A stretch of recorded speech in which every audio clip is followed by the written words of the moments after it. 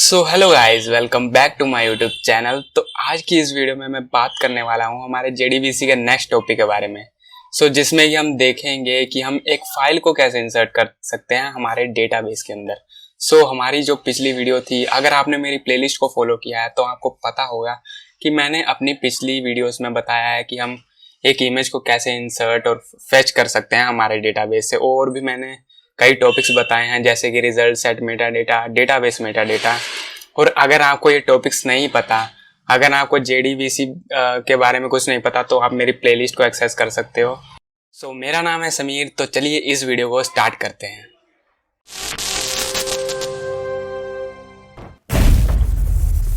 Guys, मैं क्या करने वाला हूँ इस वीडियो में, मैं करने वाला हूँ कि जैसा कि आपने मेरी पिछली वीडियो में देखा होगा कि मैंने एक इमेज को इंसर्ट किया था अपने डेटाबेस के अंदर। पर वो कैसे किया था, जैसा कि आपको पता है, जो इमेज है वो एक तरह की बाइनरी फाइल है, ठीक है। उसको एक बाइनरी फॉर्मेट में हमने सेव किया था ब्लॉब के अंदर। ब्लॉब नाम का ऑब्जेक्ट था, उसके अंदर सेव किया था। फिर उसके ऊपर एक बाइट नाम का एरे बनाया था, फिर उसको जो है फाइल इनपुट स्ट्रीम में डाल दिया था। तो हम यही कंसेप्ट यहाँ पे यूज करेंगे। पर अब हम फाइल कौन सी जो है, किस तरह की फाइल जो है इंसर्ट करना चाहते हैं। तो हम जो फाइल इंसर्ट करना चाहते हैं अपने डेटाबेस के अंदर, वो है एक तरह की कैरेक्टर फाइल। अब कैरेक्टर फाइल क्या है? कैरेक्टर फाइल एक तरह की ऐसी फाइल है जिसमें कि ओनली कैरेक्टर्स होंगे। जैसे कि कोई भी आप नोटपैड की फाइल बनाते हो, उसमें कोई भी आप कुछ भी आप लिखते हो, तो वो बेसिकली एक तरह की क्या है, कैरेक्टर फाइल है। जैसे कि मैंने यहाँ पे टेक्स्ट डॉक्यूमेंट बनाया, नाम यही रहने देते हैं। इसमें मैंने कुछ भी टाइप किया, लाइक ऐसे कुछ भी टाइप कर रहा हूँ मैं। और अब ये देखिए, एक तरह की जो है ये कैरेक्टर फाइल बन चुकी है। इसमें ओनली कैरेक्टर्स हैं, तो ये एक तरह की कैरेक्टर फाइल है। अब हम ऐसी ही फाइल को जो है इंसर्ट करना चाहते हैं अपने डेटाबेस के अंदर। तो उसके लिए क्या करना पड़ेगा हमें? सबसे पहले हमें पता होना चाहिए कि एक कैरेक्टर फाइल को इंसर्ट करना है हमारे डेटाबेस के अंदर। तो उस टाइम पर हमारे जो टेबल की कॉलम है, उस टेबल की कॉलम का जो है डेटा टाइप क्या होना चाहिए। जैसा कि हमने इमेज के केस में देखा था, इमेज के केस में वो थी ब्लॉब, जिसका मतलब है बाइनरी लार्ज ऑब्जेक्ट, ठीक है। सिमिलरली अगर हम कैरेक्टर फाइल स्टोर करना चाहते हैं हमारे डेटाबेस के अंदर, तो हमें यूज करनी पड़ेगी Clove file, CLOB, Clove file, जिसका मतलब है कैरेक्टर लार्ज ऑब्जेक्ट। तो गाइस चलिए अब चलते हैं हम अपने VS कोड के अंदर। तो ये है हमारा वही फोल्डर JDBC ट्यूटोरियल। तो इसको खोल लूंगा मैं अपने VS कोड में। गाइस यहाँ पे खुल चुका है मेरा VS कोड, और ये है मेरी पिछली वीडियो का प्रोग्राम, जो कि है डेटाबेस मेटा डेटा, ठीक है। तो मैं क्या करूंगा, यहाँ पे एक नई फाइल बना लूंगा। JDBC 7 तक हो चुका है, JDBC 8.java।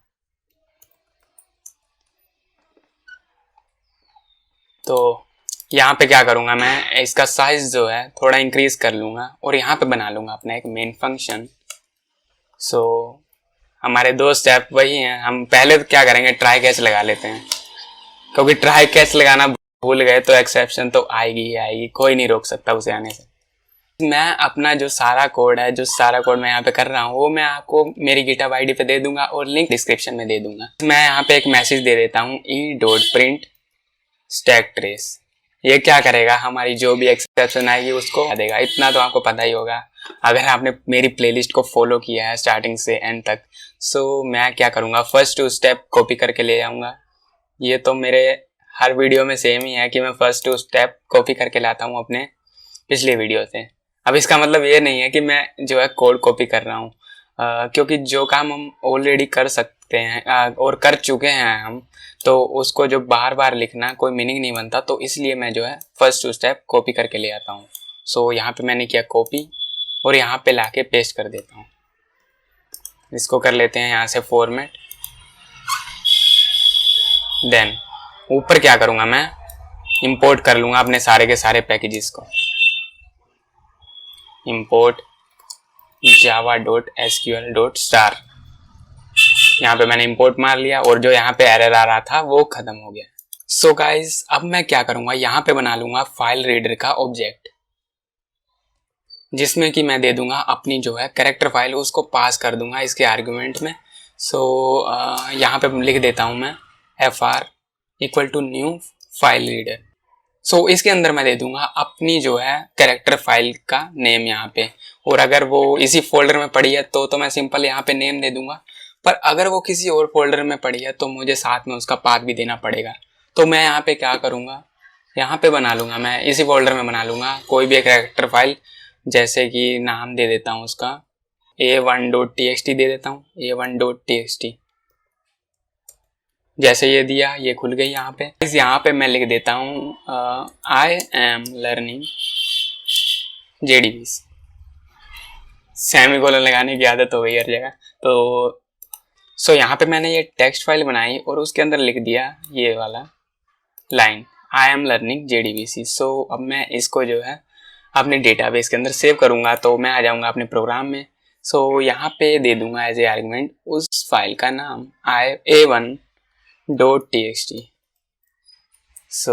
हमने जो है फाइल रीडर का ऑब्जेक्ट बना लिया है, उसके अंदर दे दिया है a1.txt। पर अभी हमने जो है क्वेरी तो लिखी नहीं जिसके थ्रू हम अपने टेबल में जो है इस फाइल को इंसर्ट करेंगे।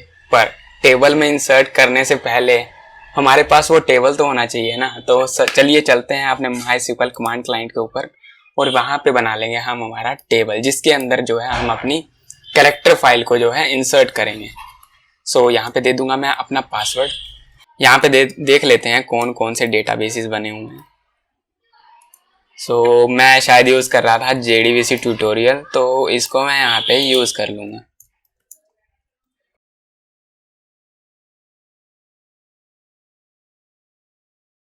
ये यूज़ हो गया। देख लेते हैं इसमें कौन कौन से टेबल्स बने हुए हैं।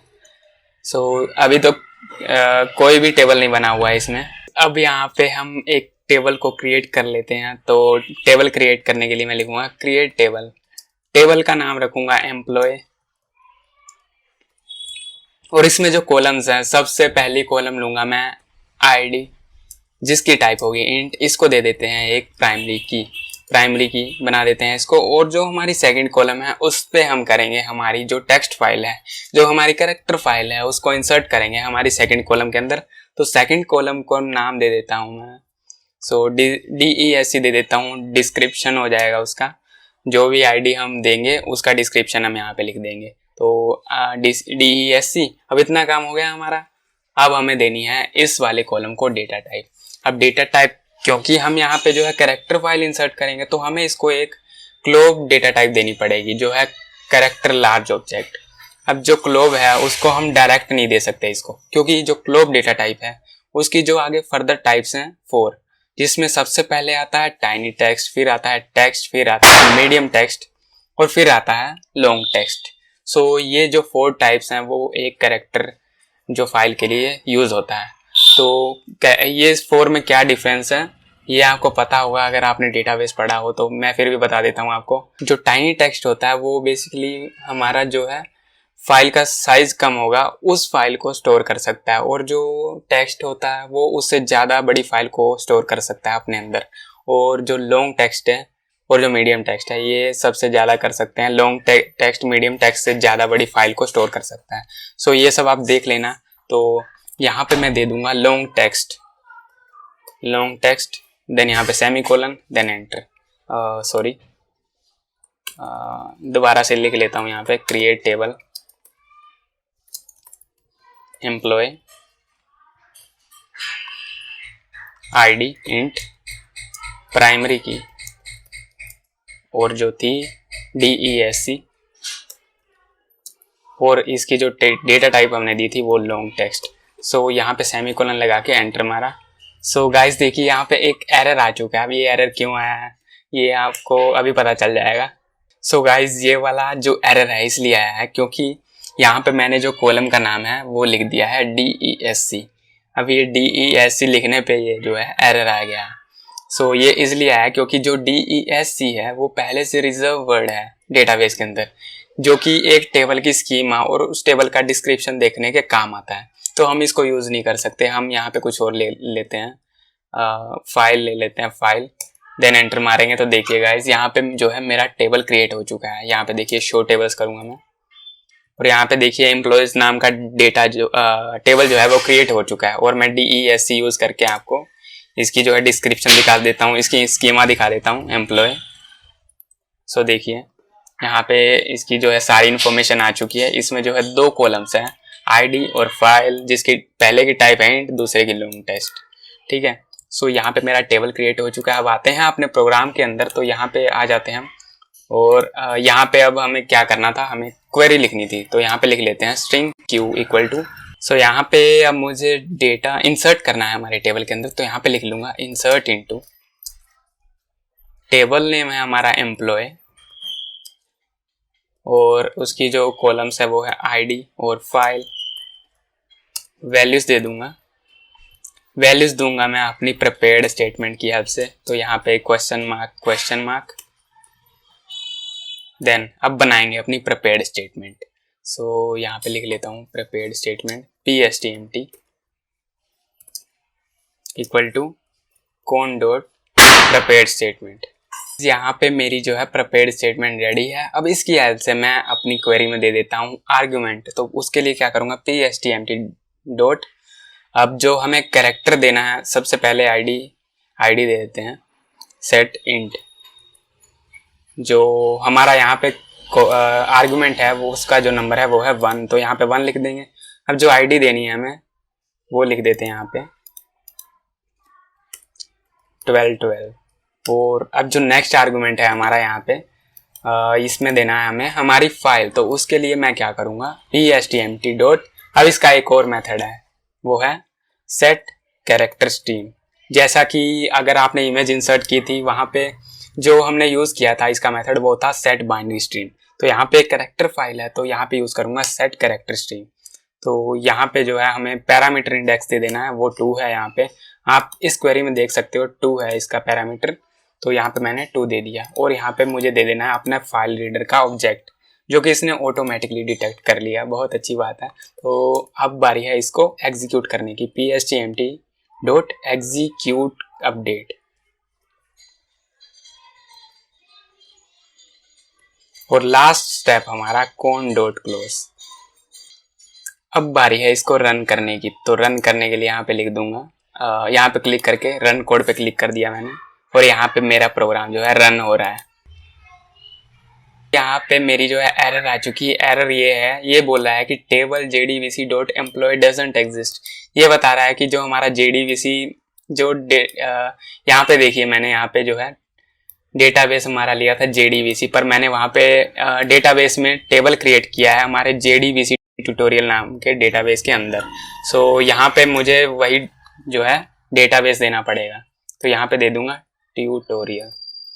सो यहाँ पे आप एरर भी देख सकते हो, यहाँ पे इसने बोला है jdvc dot employ doesn't exist. मतलब कि ये क्या कहना चाहता है कि जो jdvc डेटाबेस है हमारा, जो jdvc डेटाबेस है हमारा, उसके अंदर जो है एम्प्लॉय नाम का टेबल एग्जिस्ट नहीं करता है और आप यहाँ पे यूज कर रहे हो।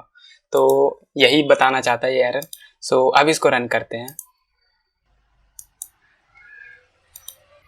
सो गाइज देखिए मेरा जो प्रोग्राम है वो सक्सेसफुली रन हो चुका है। अब मैं जाऊंगा अपने डेटाबेस के अंदर और चेक करूंगा कि उस टेबल के अंदर क्या कोई कैरेक्टर फाइल सच में आई है या नहीं। तो यहाँ पे देख लेते हैं, select star from, table name था हमारा एम्प्लॉय, सेमीकोलन एंटर। सो देखिए गाइस इसने जो है मेरी कैरेक्टर फाइल को ही, मैंने यहाँ पे कोई कैरेक्टर फाइल लिखी थी, यहाँ पे लिखा था आई एम लर्निंग jdvc, और उसको जो है उसके अंदर जो भी कैरेक्टर कंटेंट था उसने स्टोर कर दिया है हमारे डेटाबेस के अंदर। तो देखिए यहाँ पे सेकंड कॉलम के अंदर जो है इंसर्ट हो चुका है। सो गाइज आज की वीडियो में बस इतना ही। आज की वीडियो में मैंने आपको बताया कि कैसे आप एक कैरेक्टर फाइल के डेटा को इंसर्ट कर सकते हो अपने डेटाबेस के अंदर। सो अगर आपने इस चैनल को सब्सक्राइब नहीं किया तो सब्सक्राइब कर दीजिए और वीडियो को लाइक कर दीजिए। तो मिलते हैं आपसे नेक्स्ट वीडियो।